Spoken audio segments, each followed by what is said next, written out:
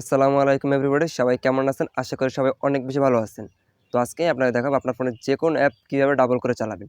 তো আপনি চাইলে খুব সহজেই আপনার ফোনে যেকোনো অ্যাপস ডাবল করে চালাতে পারেন কোনো রকম সমস্যা ছাড়াই। তো বেশি কথা না বলে আপনার স্ক্রিনে চলে যাই এবং কীভাবে যেকোনো অ্যাপস ডাবল করে চালাবেন তার সম্পূর্ণ প্রসেসটি দেখিয়ে দিই। Okay, let's go. তো ভিউয়ার্স, সর্বপ্রথম আপনার ফোনের প্লে স্টোর অ্যাপটা ওপেন করে নেবেন। আমি আমার ফোনের প্লে স্টোর অ্যাপটি ওপেন করে নিলাম।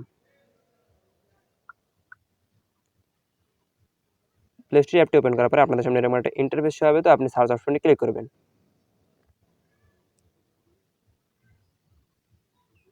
সার্চ অপশনে ক্লিক করার পরে আপনি সার্চ দিবেন ডুয়াল স্পেস লিখে।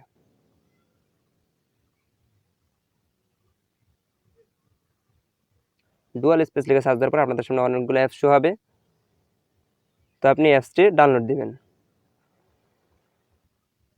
তো আমার অ্যাপসটি ইনস্টল করাতে আমার ওপেন বাটন আছে, তো আপনি ইনস্টল করে নেবেন। ইনস্টল করে ওপেনে ক্লিক করবেন। ওপেনে ক্লিক করার পর আপনাদের সামনে এরকম একটা ইন্টারফেস শো হবে। তো আপনি অ্যাগ্রিতে ক্লিক করবেন।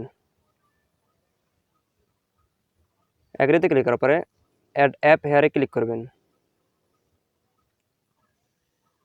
তো আমি মেসেঞ্জার অ্যাপটা ডাবল করে চালাতে চাই, আমি মেসেঞ্জারের উপরে ক্লিক করব।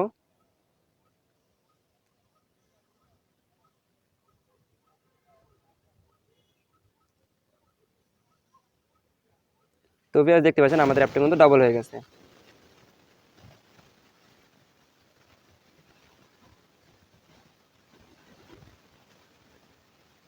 আপনি যে কোনো অ্যাপস ডাবল করে চালাতে পারেন।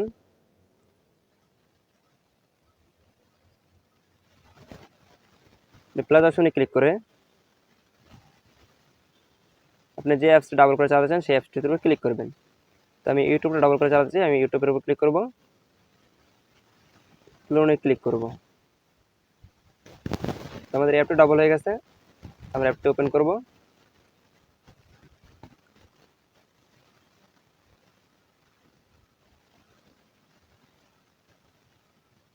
তো ভিউয়ার্স, দেখতে পাচ্ছেন আমাদের কিন্তু ইউটিউবে ডাবল হয়ে গেছে।